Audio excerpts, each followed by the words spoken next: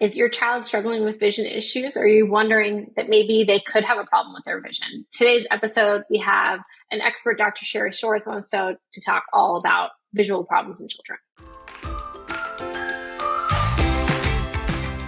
Welcome to the Beehive Doc Talks with Dr. Blair Rolnick.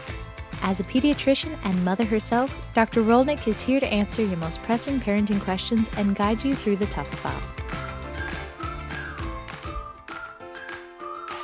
Welcome back to Be Kind Pediatrics. For those of you who are new to the show, my name is Dr. Blair Rolnick. I'm a board-certified pediatrician and mom myself. Today we have on the show Dr. Sari Schwartz. She's a good friend of mine. She's going to be talking a little bit about vision today, so I'm going to let her introduce herself. Thank you for having me today, Dr. Rolnick. My name is Dr. Sari Schwartz, and I am an optometrist who specializes in pediatrics, vision development, vision rehabilitation, and vision therapy. And I'm super pumped to be here. It's kind of a full circle moment for us, which is really nice. Yes. I really wanted to get this episode kind of in the books now because it's back to school time. And this is a lot of the time where, at least in my practice, I'm seeing children and thinking about like my back to school checklist for kids, which is how are they doing in school? How did they do in school last year? You know, did we check their hearing? Did we check their vision? Did we check their growth? And vision is definitely up on that 3. Hearing, vision, growth for the back to school checklist on top of, our other preventative care. And I think that's where your practice actually comes to my mind a lot because you've been sending out some really great educational material about how vision affects children developmentally, especially when it comes to not just reading, but reading is one of the ones I think about. I also think about obviously things like sports and other fine motor control. Obviously, you need good depth for that at the younger level, but at the school age level, I'm really thinking about like reading and sports a lot. Yeah. And particularly when a kid presents with concerns about reading, I would say one of my things is like when I'm working that up is have we done a comprehensive vision exam? Yeah. So I was thinking about a case we had where I kind of really started to learn about that, where we had a little girl who was school aged, and she had obvious already ocular motor dysfunction, I would say, but was at an age where she might be starting to learn to read, and how I could help her really maximize developmentally her visual diagnosis and making sure that doesn't impede or minimally impedes her ability to learn to read and write. Yeah, I think you bring up a really good point because it's super important to have your annual routine eye exam, which the patient that we're talking about had. And what the parents were still noticing is even after having that annual eye exam, that patient was still struggling with school and academic progress and fine motor skills. And so what's really important is making sure that we have those annual eye exams to make sure that first and foremost, the eyes are healthy and that if there is an underlying glasses prescription, that's up to date. But we don't walk around reading small letters on a small chart far away. And so there's a lot more involved in terms of how you're functionally taking in information. And so the other components that we have to kind of talk about are our focusing system, our eye teaming system, our eye tracking system, and our visual information processing. So I just want to take a few minutes to kind of break down each of these because the more that the general public understands and parents understand, the more they can help their kid. And, someone once taught me that you could be the best provider in the world, but if you can't effectively educate or communicate, you might as well not even see that patient. And so I love that we're doing this because I think having the information understood by other people is top priority. And that starts with the parents and the family and then kind of ripples into the teacher. And maybe if there are any other support systems in place, OT or PT or speech or a tutor or anything like that. And so when we're doing our evaluations, after we make sure that the eyes are healthy and that if there is a glasses prescription, that it's up to date, we're also going to take a look at the focusing system, which is called our accommodative system.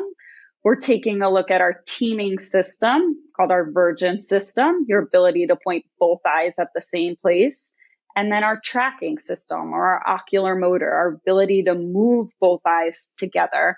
as a team. And once we're able to see clearly, focus our eyes, team our eyes, and move them, the last piece of that is really taking it one step further in terms of understanding. And so this is such a silly question, but if I ask somebody, what is the purpose of vision? Most of the time, the most common response is to see, of course. And if you kind of take it one step further, I feel like the whole purpose of our visual system is kind of to derive meaning, but also to direct action. So yes, we have to take in information by seeing, but ultimately we have to do something with that information. And that's what's known as our visual information processing.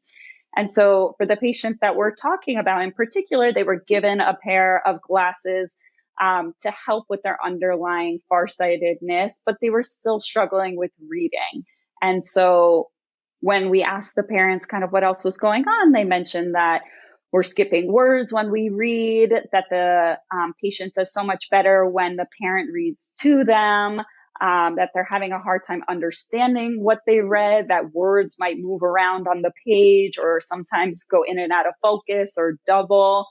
And that's all because of an underlying binocular vision disorder, which means that patient is having a hard time using those two eyes together as a team. And so just because they can see clearly and they have that updated glasses prescription doesn't necessarily mean that they have the visual skills equipped for being able to read. And so that's when we take kind of a further look. Yeah, I love this case because all the time I feel like in my office, parents consider the Snellen chart to be the end all and be all of their child's vision screening. Yeah. And they aren't aware that there's all these other types of vision, right? I always tell parents yes, their vision is 20/20 when they're looking at this chart, but I'm not checking how quickly can they look left to right, right? When you're looking at letters on a page, you need to be able to not only look left to right, but keep your spot on the page. That's a different type of visual use than seeing close up and seeing far away. And I think there's a misunderstanding about what is the recommendation for annual eye screening, because it's not just this, it's not supposed to be just the Snellen chart at 5. And I think if you wait until then, if you wait until your child is old enough to recognize letters and numbers, or even the Leah chart at younger, recognize shapes effectively, you're missing a big window where you might have a vision problem that you can be acting on. And kind of how I explain to parents is like, your eyes are muscles, just like your brain is muscles. And if you're not using it, you're going to lose it. So there's, all these different muscles attached to the eye. And if one of them is weak, your brain is really smart. It's going to stop using that muscle. And over time, that is going to lead to a permanent visual deficit. And that's just talking about like nearsighted and farsightedness, not all the other types of vision. You actually bring up like an amazing point there. Sorry to interrupt you, but I'm excited because you're talking about the brain now, right? We're talking about the connection between the eye and the brain. And so if your eyes are perfectly healthy, like the anatomical, the physical structure of them is totally healthy, but there's a disconnect between your eye and your brain, you're going to be 100% blind in that eye or how you're seeing. And so what I always like to remind my patients is that we're talking 95% about the neural connections between the eye and the brain. And that information is flowing both ways, right? We're taking in that information visually, but like we said before, we're doing something with that information and sending information back into the eye. And so when it comes to this particular case, and the parents had reported that the glasses were helping, but they were still noticing that their daughter was really tired at the end of the day and struggling academically. They kept asking the questions of why, what's going on. And I think that really relates back to those neural connections between the eye and the brain and having that information clearly understood, because we already talked about not reading small letters on a small chart like that Snellen chart. That's usually kind of the screening standard. But now we need to be able to navigate through space while taking in that information. They need to be able to be in an academic setting with other distractions. And I think oftentimes kids can sometimes be labeled as misbehaving or maybe even inattentive or have a behavioral component maybe related to ADHD. But if you look at the DSM-5, the symptom checklist used to diagnose something like ADHD, and you look at the symptom checklist for a learning-related vision problem, there are over 90% of those symptoms that overlap. And so being Yeah. able to kind of tease out that maybe it just is an underlying vision disorder that could be causing those behavioral challenges for that kid. Once you can address the underlying problem, sometimes those challenges will often go away. Yeah. So, I mean, I think that leads into me like a question I kind of have is, there are certain things I'm thinking about that always are like, I'm going to refer this patient out. Mm-hmm. I'll tell you some of them, but maybe you can kind of add to that list if there's things I'm missing that you're like, parents, you should really know about this. If you're seeing this in your child, you should be asking your pediatrician for a referral to a specialist. For me, like at the very young age, all pediatricians were looking, babies don't see very well, but they should start to track around 2 to 3 months. So we're always looking, can they follow an object left to right? And a common mistake I see with young training pediatricians is to use a toy that makes sound. So I'm like, don't do that because you don't know if they're using their ears or they're using their eyes. Exactly. But fine motor development, like always for me, like just like a workup for a learning disability regarding reading, if somebody has fine motor delay, I always want to make sure that they're also seeing an eye specialist to make sure that there's not something visually going on, because you need to be able to see depth to grasp things, to control your hands and stuff. So that's like a rule out diagnosis for me. Is there a visual problem that's contributing to this delay? I always like rubbing eyes is a common one. I think, especially during allergy season, I have to remind myself of. It's so easy sometimes to say they're rubbing their eyes. It must be an allergy. And allergies are really tricky because not everybody responds to therapy and it takes a long time to get them under control. But usually when someone's not responding the way I think they should to allergy treatment and the main symptom is rubbing their eyes, I'm like, we need to get you in to see an eye doctor. Totally. Learning disabilities of any kind in school and ADHD, I'm always like, these are automatic referrals for me to double check the eyes. Yeah, exactly. And headaches, I guess. Headaches are the biggie, right? Especially worse at the end of the day, frontal, worse with schoolwork as opposed to on the weekends or during summer. And sometimes it gets to a point where these kids are even avoiding the work and they may not even have some of these symptoms. So I definitely want to touch on some of the symptoms we're talking about, but some patients don't even complain about symptoms because they're just straight up avoiding doing the work, and therefore they're not really using their eyes appropriately. And so they're not having the symptoms. But I think learning related vision problems are huge. ADHD, dyslexia often overlaps with a visual spatial deficit. When I hear that we're struggling with hand-eye coordination, those fine motor skills are really important to assess, because if you're having a difficult time with your fine motor skills when it comes to handwriting, the eye movements that you're making are even finer or more specific eye movements. And so you're probably going to have some sort of challenge related to that. If I hear somebody is clumsy or they bump into things or they miss a step or they're struggling with their depth perception, like you'll often hear from parents sometimes like kids will get like really close to them or close to other kids, and they think it's almost like a behavioral problem when really they're just lacking their depth perception.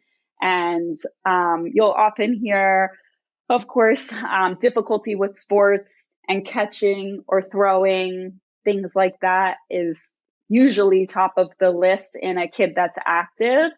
I think as the kid gets a little bit older, like maybe now we're in third and fourth grade, as you know, is this time where we're really starting to make this transition from learning to read to reading to learn.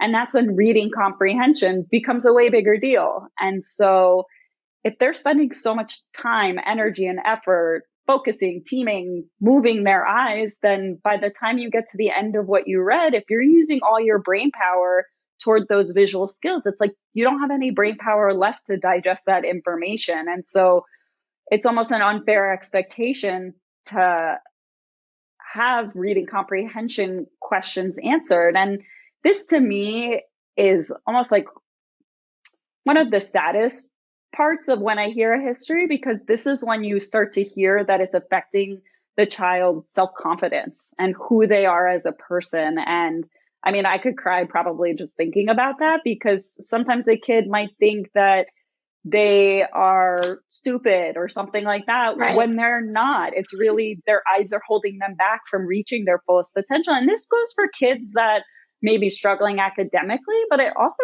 goes for kids that are gifted and talented, right? Yeah, Where, I think especially reading out loud, like that's one where yes, when I ask patients like what's your least favorite, I always ask, what's your least favorite subject? What's your most favorite subject? yeah, And when they say reading is their least favorite, and they're like, I really hate reading out loud, I'm always like, we should just dive deeper into that because especially at third and fourth grade, I think a lot of the early learning focuses on sight words, and some kids can get away if they're really good at memorizing and they have a great working memory. They can seem like they're reading fine, but they're really just memorizing what big chunks of exactly. words look like or anticipating what should be said next until Totally. it gets to a more complex level. Then they can't compensate for their visual deficits. Yeah, I totally agree. And, these kids are being compared to their age match norms, even though they might be gifted and talented. And so oftentimes these kids might not get flagged for a learning related vision problem because they're meeting those age match norms. When the reality is maybe they shouldn't be compared to their age match norms if they're gifted and talented, and that they could be kind of untapping so much more potential if they are making these eye movements efficiently. Yeah, since you bring up gifted and talented, it always makes me think about some of my patients who are neuroatypical. And I think that's also a special population of patients where we have to be really careful as primary care doctors not to miss visual problems, especially if your patient's nonverbal, because it can be so hard to understand what is bothering them. And those are patients I usually actually just say right off the bat, you know what, especially if there's a risk factor, especially if there's a family member who has a vision problem, if they were premature. Premature babies should get a visual exam by an oculomotor specialist, either yourself or an ophthalmologist, I think, every year. Absolutely. Yeah. Yeah. Children who have family risk factor of it should get screened younger. And then children who are nonverbal patients or neurodiverse patients who can't effectively communicate with me some of these concerns. Sometimes I also say every year, just like you get your teeth checked, get your kids' eyes checked, because it's going to be harder for them to communicate and harder for us to pick up diagnostically potentially some of these issues. Like they might not say like my head hurts. They might just be really cranky or fussy at the end of the day or banging their head. And so I think we have to kind of think outside the box and add that to our checklist as parents and as providers. Absolutely. I mean, 80% of the information a kid is taking in an academic setting is through their visual system.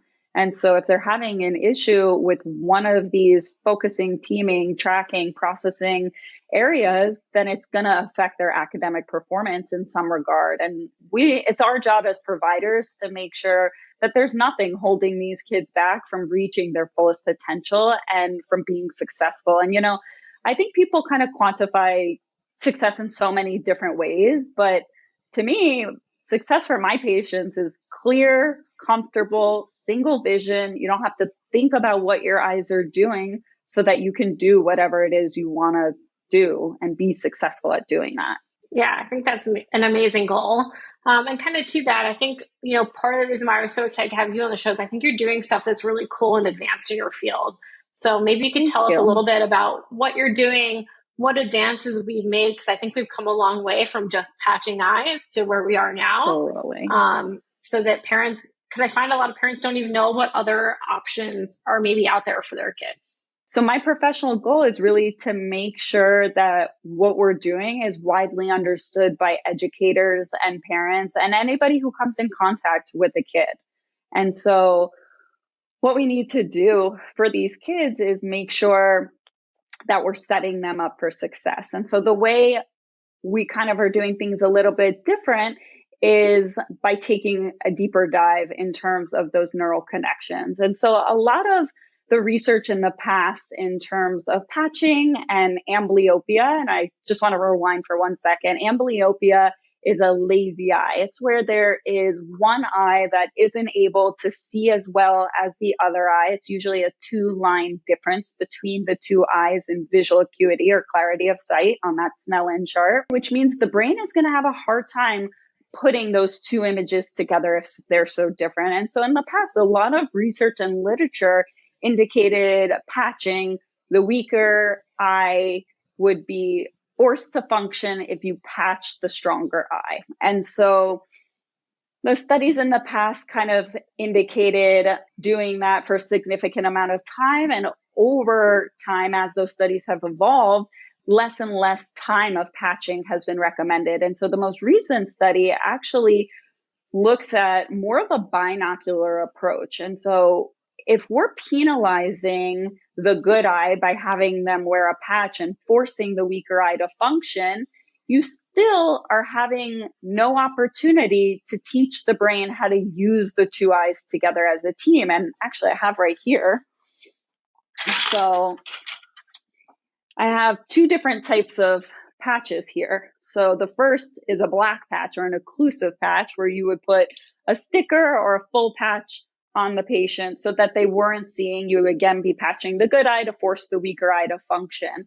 And the guidelines have more recently updated that to be only about 2 hours a day with active mirror work. And so what that means is that rather than just putting on a patch on the good eye and having the kid do whatever it is they'd like to do, we'd like to patch for up to 2 hours a day with them doing things up close, either coloring or playing games on a small device at near or beading or reading.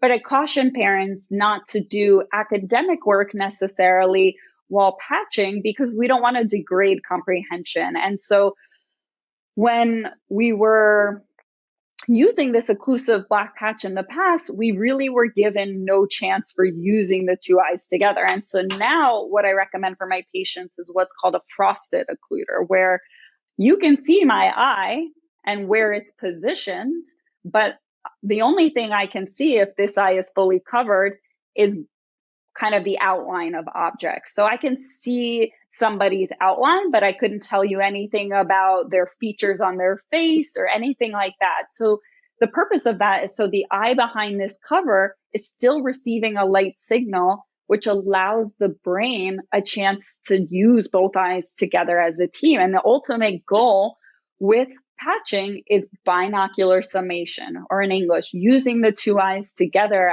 as a team. And so with active mirror work, we want to kind of control really what that means. And so although patching can definitely be effective at home for 2 hours a day with active mirror work, it's important to monitor that patient very closely. And so sometimes we'll see improvements with that method, but sometimes we'll get to a point where that patient's clarity of sight, their visual acuity will plateau, which means it's improved and we know we're on the right track, but we haven't necessarily met our goals. And that's when we would want to initiate an additional treatment, like something called vision therapy. And so vision therapy is kind of done a little bit differently everywhere.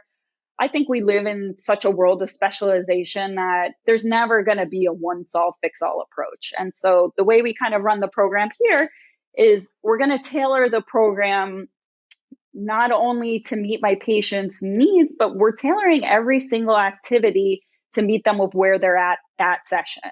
And so we're working on 4 or 5 different exercises to help teach this patient how to move and groove their eyes more efficiently, ultimately, like we've been talking about, to better derive meaning from what it is that they're doing. And so in vision therapy, we can, of course, use computerized exercises to control the input to each eye individually, but we can also do a lot of work with the visual vestibular system. So integrating our movement while working on these exercises. And that tends to lead towards success in an everyday environment, as opposed to just in an academic setting or maybe in a one-on-one setting. And so we're integrating the vestibular system either through a yoga ball or a balance beam or a walking rail, something where we can integrate the vestibular component so that they're still able to be successful in that. And a lot of our exercises, we try to make almost more challenging than it needs to be. That way in everyday life, it feels easier. It's kind of like if I was your coach and you were running a marathon and I said to you, okay, today we're going to run that marathon with ankle weights. That way in a couple of days, when it's time to run the race, we take the ankle weights off and it feels so much easier. That's the exact same thing here. So if I can do what I call load the task, where we're reading letters on a chart far away, but maybe we're switching back and forth between a distance chart and a near chart, looking through special lenses while balancing on one foot, doing it to a metronome, something that helps keep the beat. So I'm doing what's called multi-parallel processing, loading the task so that patient has to be able to do more than one thing at the same time so that the underlying skill becomes automatic. And it's kind of like, it's almost like riding a bike. It's like physical therapy for the eyes, kind of. Exactly. Like, exactly. It's like physical therapy for the eyes, but making sure that the connection between the eye and the brain is nice and clearly understood so there's no interruption. That's exactly it. I have to ask, since we brought up patching, are there options for patients? Like, let's say you do have a neurotypical patient and they can't patch, or they can't keep the patch on. Is that another time where you really would recommend maybe they see someone who's more specialized like you so that they can get other maybe potential other therapies to help adjunct the fact that they maybe can't wear the patch for as much of the day as other children might be able to? Totally, totally. And so for kids who can't wear the patch, we have a lot of alternative approaches. Maybe they won't wear a patch, but they'll wear glasses. And so we have different strategies and techniques or filters that we can use to have them be successful in improving their visual acuity, even with resistance to the patch. And there are other alternatives. If they are resistant to the patch, we can talk about atropine or eye drops, which blur the dominant eye and force the weaker eye to function. It's not generally my first line of treatment, but if I've tried all other options, at some point, if I'm not being successful with my other treatment options, and we have the goal of getting rid of this amblyopia, then we got to try something else and kind of pull out the big guns, as they say. It's such a great message for parents just to be aware, again, that they have other options and that they should be maybe thinking about the eyes if they're seeing some of these symptoms in kids. So I just want to kind of close up by just making another list one more time from you of things that you're like, if you're seeing this in your child, maybe you want to think about either seeing someone like you on their own or talking to their pediatrician about getting referral for a specialist.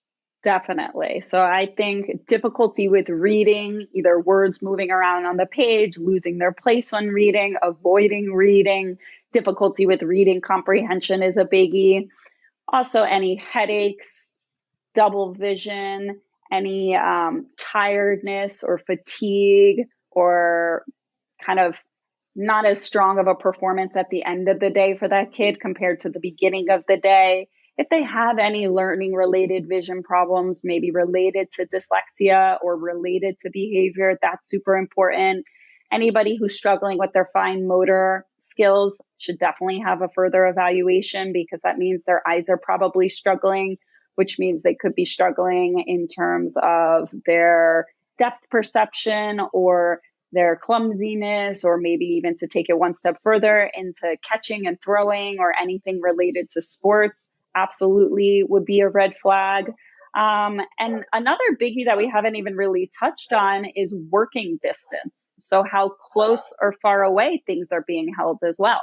So oftentimes you'll see somebody almost keep things super, super close, and that's so that they're trying to get their attention focused in on what they're doing, but they're making it more difficult by having their focusing system have to work even harder. And I guess I'm going to throw in, I think any physicians out there who are listening to this, if you're working a patient up for things like dyslexia, dyspraxia, ADHD, you also want to make sure that you've gotten a really good visual assessment on them to make sure, because there is so much, like you were saying, I think diagnostic crossover in the DSM-5 between things like ADHD and a visual processing disorder. You don't want to be misdiagnosing them because maybe the therapies for ADHD are not going to be particularly helpful if really your problem is a visual processing disorder.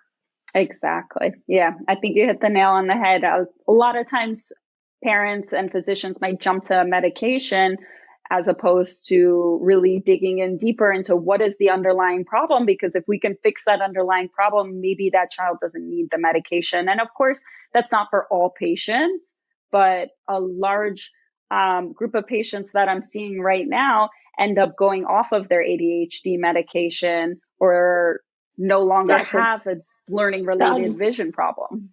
right, the underlying diagnosis changed. Maybe it was potentially a misdiagnosis, which Right. happens. It happens all the time. I think ADHD is one of those diagnoses. It's just a little bit prone to it by Yeah. its nature. We miss sometimes Yeah. visual processing disorders and things like sleep apnea when you treat the underlying condition.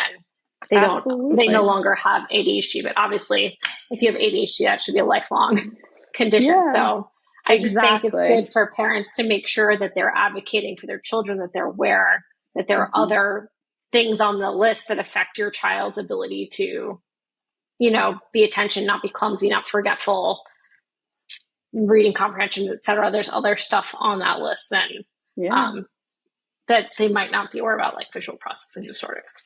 Absolutely. The only last thing I would add is poor eye contact, right? You hear this a lot with your autistic patients, I'm sure. But even with patients in general, struggle a lot with eye contact. And it's really because maybe they don't even know where to look. And or maybe it's uncomfortable, like it's uncomfortable to sustain that focus on somebody's face. And when you can't, you're just like a little bit embarrassed.